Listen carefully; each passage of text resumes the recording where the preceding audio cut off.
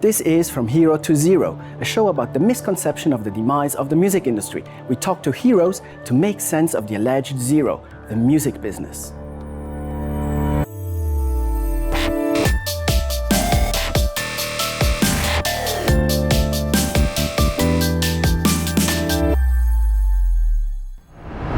Hi Henrik, how are you? Good. Thank you very much for your time, sitting down with us, talking about Sonata, Arctica and yourself. Sure, no problem. So Henrik, you've been a musician since the mid-90s, been a part of Sonata, Arctica since 2002, if I'm correct. So what we would like to know, our mandatory first question, where do you see the main differences about being a musician today, 2017, compared to when you started, the mid-90s? Well, I think I started like most kids, when you get into your teens, get interested in rock music and metal music, and then you start dreaming about being a rock star one day. And now I make a living off of music, and it's not really what I expected. Not really what you expected? Yeah, I mean, I think some aspects are, but some are not. So it's like the main difference is, for me, is like now I found out what it really is, at least at this level. But then, of course, like during my years in Sonata, that was when I started doing this professionally. Not so much has changed, really. I mean, I think the digital market has become more important, and of course with Facebook and Twitter and all that stuff. So like the marketing of music and stuff has changed, I think, more than the actual business of going out, playing shows and rehearsing and making music. That's basically the same. The only thing that has changed, of course, is we are older and we do things maybe a bit differently. But generally speaking, that's the most consistent thing in the whole.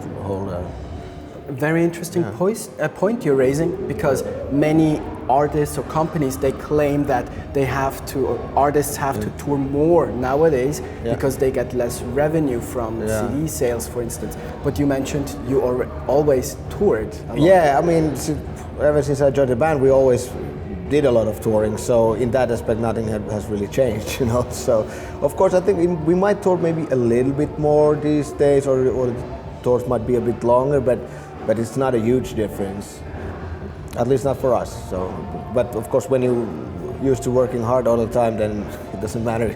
Of course.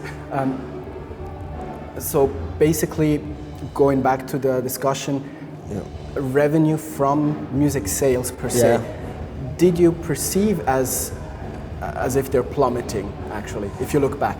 Well, I mean, plummeting, that seems so drastic. I think we do sell a little bit less CDs than before, but then of course we do sell a lot more downloads than before. So overall, I mean, it's hard to say, and of course it's hard to compare, but I feel that the music is shifting, and it has been shifting for many years now, from physical copies of stuff until online services and listening like through Spotify, or buying on iTunes and stuff like that.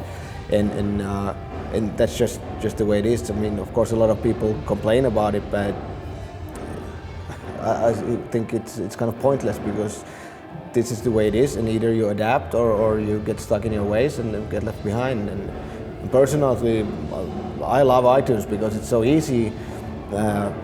In the early days, you take with you a bag of like 10 CDs in the CD player on tour when you want to listen to music, and you always pick the wrong ones. You pick the ones you think you want to listen to when you're out, and then you figure out, oh no, not this, not that, and then you don't have anything to listen to. So you wind up buying up the same CDs that you have back home because you want to listen to it right now. And so I find it very convenient to have the music on your phone. Of course, it's not the same thing that, you know, like when I'm at home, I put on a CD, I have a good stereo system, that's a different experience. But if I just want something to listen to in my bunk with headphones or something like that, it's so much easier, because I have a bunch of albums on my phone, and like, if there's some, you know, I can't find what I like, I can buy it, and 5 minutes later I'm listening to it. So I think it's really nice. Do you miss the times when people actually had to buy physical CDs, vinyl, cassette, whatever, to listen to music? Do you miss those days? Not really, because I think when you look back at, like, you can look back at history and everybody, you know, at certain times certain things are happening, and that's how it's going to be always. And I don't, you know, I appreciate and remember those times that you know, I was a kid and did you hear that the new album is coming out? And it's, what, really? And you had to work to find the albums you wanted and try to keep up with what's going on. And it was a lot of word of mouth, or you read there was like a few music magazines that might have write about the bands you liked. And you have to put a little bit of effort, and I think in a way it was much more gratifying that when you finally, you know, collected the money to buy that new CD that you heard about and you actually found it, then you go home and put it on. You have made a whole lot of effort, you know, as opposed to now it's in 5 minutes I have this music and it can be great or it can be like whatever, but I think the way you focus on music is totally different when you have to put an effort to it. So of course, growing up in that sort of environment, I like that a lot. But you know, like when you say, do you miss those times? I'm not too big on nostalgia. You know, what has happened, it's done its history. It was nice to be a part of that, and now, you know, I'm more of living in the now and maybe a little bit peeking into the future as well. Today we can buy one song at a time. Yeah. We talked to Taylor Momsen from the Pretty Reckless a couple of weeks ago, and she compared the times today to the 50s when everything was single-based. I'm familiar with that thought, and that was something that I forgot who I talked with this about. That it's gone kind of full circle, and a lot of bands, especially in the pop world, they release just singles.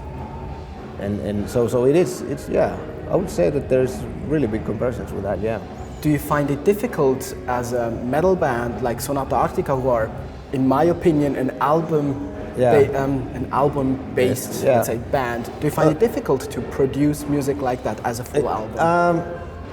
No, not really, because I think metal as a genre always have been more album-oriented, and that is also, I think, I don't know, but I think that a lot of fans of metal bands, they like to consume music in the way that they want to listen to a whole album, they want to have an experience, you know, maybe read the booklet or whatever, as opposed to you know, an ordinary dude who's just listening to whatever.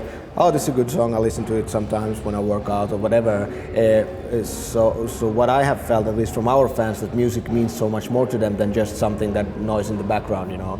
And in that context, I think as a metal band, it's not really a problem, you know, to make albums, and that's the way we always done it, and it's still working. So I don't see why we should change that. Definitely. You just mentioned gratification. Yeah. When you play live, you as a band, as an artist, you have instant gratification. Yeah, that's true, Back in the days, we had CD sales and charts that meant a lot because it was omnipresent. Yeah. That was instant gratification from the sales. Yeah. Nowadays, it seems to be irrelevant. Yeah. In your opinion, or for yourself, do you feel it is irrelevant? Well, I mean, I remember the first time we had an album chart #1 in Finland. That was a great feeling, and after you've been #1, where can you go? So, but I think there are so many different charts and so many different ways of counting. You know, is it like, do you count how many times your song has been listened to in Spotify, or how many actual sales you have, or combined sales or something? So it's kind of, in a way, lost its meaning, because you see a list and okay, that band is high on that list, but you have no clue how it's put together. So in that case, I think it's so scattered that it loses meaning, you know, into some sense at least. I almost answered my next question. I wanted to ask, where do you see the role of music streaming in the entire music experience of Sonata Arctica, for instance? I mean, I think it's not such a thing that is so much based on certain bands, but on the way people want to listen to music. And we of course want to present our music. We would prefer to present our music as an album format, but people getting more and more used these days to just having a playlist and listening to whatever they like, and a lot of people stream. Some people want to own it either as a download or physical, and it's like, I think there are so many ways to enjoy music, and none of them is better or worse than any of the others. So probably a lot of fans like to stream our music, and go ahead, it's there. For you as a band or an artist, it's important to have a holistic experience. Yeah. Nowadays there is a trend towards more and more perfection, also thanks to technological advancements. Yeah. Live bands or bands who play live, they're often forced to use backing tracks. Yes. First question, do you use backing tracks? And second, why or why not? All right, yeah, we do, and that was actually when I joined the band. That was a shock to me. I thought that was stupid and it was cheating, and and I was more of a purist back then. But but the fact is, like, this what we have on the backing tracks is also the reasons why we use them. For example, we use a lot of background singing on the albums, and so you might end up with a situation that you have a lead vocal, which Tony obviously sings live, and then you got like 50 tracks of background vocals to make the sound you want. We got 3 guys who can sing, more or less can sing background. None of us even close to the level that Tony are, so if we wanted to make it sound right, we need some help. And we cannot afford to bring out a bunch of people singing in the background. So that is one thing. A lot of times we also had a situation with the keyboards that you have a bunch of effects, samples, some orchestration, everything on top, and I only have 2 hands. So then it's basically up to me to decide what is the important part for the song, and I play that, and then we can have some effects and stuff like that coming from the backing tracks, and of course intro tape before the show and stuff like that. So it's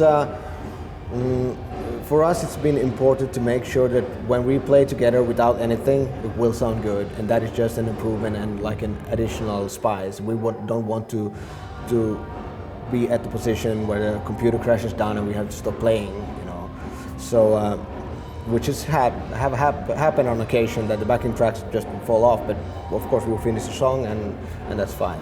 So, but that's something we've been doing now since ever I was in the band, and it's always been about some special effects, stuff like that, and noises and singing, and the way we construct our background vocals these days is that we have some coming off the tape, and then we sing on top of them and make it into a blend, and then Tony takes care of the lead. So interesting. Yeah. You mentioned you were shocked because you were a purist back in the days. Yeah. How was the band able to persuade you that it's the right thing? They just said that this is how we do it. I'm like, okay. But for me, it was because you can easily be in the situation that you have a band that is playing along with the backing tracks, in the sense that if you stop the computer, it will sound like shit. And that is something that it's really not my cup of tea. And growing up, when we started our first bands with my friends and stuff, we were playing Dream Theater stuff and stuff like that, where they don't use any backing tracks, and where it's really important to be musically proficient and able to perform and show off and stuff like that. And so coming from that kind of background and maybe like Deep Purple and stuff like that, it was like, okay, so this is how it's done, It's like, but then. When we started to rehearse and I started to sing, or learn the background singing parts, I thought, well, yeah, I could use a little bit of help here. Of course, since you only have 2 hands. Yeah, exactly. Interesting. The very beginning of the interview, you mentioned the digital marketing changed, or has changed since you entered the music business. You also mentioned that Sonata Arctica it's important for the band to create a holistic brand. Music experience, brand experience. Yes. How do you use digital media or social media, for instance, to bring your music to your fans? Do you actively use it? Do you have a plan behind it? How do you approach it? Well, I mean, we approach it like social media more as a way of communicating with the fans, as opposed to delivering music. Of course, we use it for marketing when we have some new stuff to present or whatever. But We divided up, so some of the guys run the Facebook page and some do Instagram posts and stuff like that. And it's I have my own blog, for example. I write a little bit about what's going on, and it's it seems to be the trend these days that fans want to know a lot of things about what's going on, how is it on tour, and blah blah blah. And we use social media to provide that. And tell them, hey, we're still alive, we're touring here, but we're coming to your place soon, and stuff like that. So it's I don't know. There's no, we don't have any grand scheme of things or something like that, but we just use it on a day-to-day basis and try to be as active as we can with these kind of schedules and just, stay alive out there. Yeah. Sure. You just mentioned you don't have a grand scheme. However, often artists, they feel it's a lot of work. Do you also feel it's a lot of work to keep posting? And well, it is if you look at it that way. If you get obsessed with it and if you make it your priority, then it is a lot of work. And we never really did that. We just divided it up. Okay, you take care of this, I take care of that. And when you spread it out over 5 guys, it's a lot less. And also, one thing that also a lot of band tends to forget, that you're first and foremost a band and you play music. Everything else is after that. And so if you just focus on trying to get nice shots on Instagram instead of rehearsing your music, then you're fucked basically. So I mean, for us, it's when we feel that the workload is too much, those are one of the things that we start to cut off. And of course, in between tours, when we are not, when we are back home or something, then we usually don't post anything. I think we probably should, but we want to focus on other things in life at that point. Sure. How do you deal with trolls? Do you have any trolls on your channels? Yeah, probably. I usually don't read comments, so. But yeah, it's. I think it's really usual these days that anybody who has an internet connection thinks that they can say whatever the fuck they want to whoever they want, and regardless of any consequences or whatever. So I really don't pay attention to what people say, even if it's positive or negative or something. If you got 100 people saying something, then I might listen. But any random guy who says something on the internet, why should it have any weight or something? And the same goes for me as well. If I write something on the internet, I'm just one guy, this is my opinion. There are millions out there. It's like, why should one opinion matter more than anything else? And a lot of times what people write is basically pointless bullshit. They just want to say that, hello, I'm here as well. And so, yeah, I mean, people can comment, and apparently they think they can comment whatever they want, and fine, go with it. But it's, I think if you start to pay attention to all negative comments you get, be that on Facebook or any other media or something like that, then you quickly might get dragged into that and start to believe those things and start to accept them as a reality, when in fact, like, internet, it's not real. It's just something. I mean, you and me, we are real right here. So what happens there? It can very easily start to affect how you do things, why you do things, and affect how you think. And I think that's a bit dangerous, and that's why I don't pay attention to those kind of things. I read in an interview that for the 9th hour, you actually went to the studio to record your parts, your keyboard parts, but before that, you usually recorded at home. Yeah. Which I understand, technological advancements, you can just record at home. Why this time back to the studio? Well, we thought that, I mean, we wanted to work in a different way, out of quite a few reasons actually. But what we usually do at first, after we have the songs, Tommy goes there, tracks the drums, then we do some guitar, bass, then I send in some keyboards, Tony send in some stuff, and we wanted to try to make it in a way that we record a song at a time.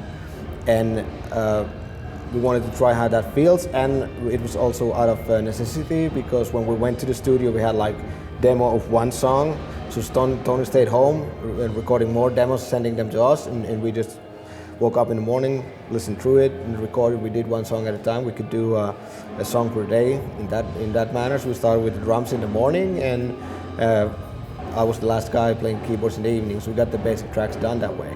And And I also think, I mean, I do a lot of projects and stuff where I record myself, and I think that you play better when somebody else records you. Because when you do it yourself, there's no pressure or anything, you just go like, oh, okay, now it's good enough or whatever. But if somebody is recording, then in that moment you are responsible to that other guy also to perform well. And it gives a little bit of pressure, which makes you play better. So that's why I wanted to try to do that. So I just plugged in the keyboard straight into the mixing board, and Pasi was recording, and then he was whipping me, and I think it worked out really well. So you played better in your own I think so, yeah. Cool, great. Yeah. Henrik, it was very interesting. Thank you so much. All the best with the tour and the new album. All right, thank you very much. It was good. Yeah, thanks.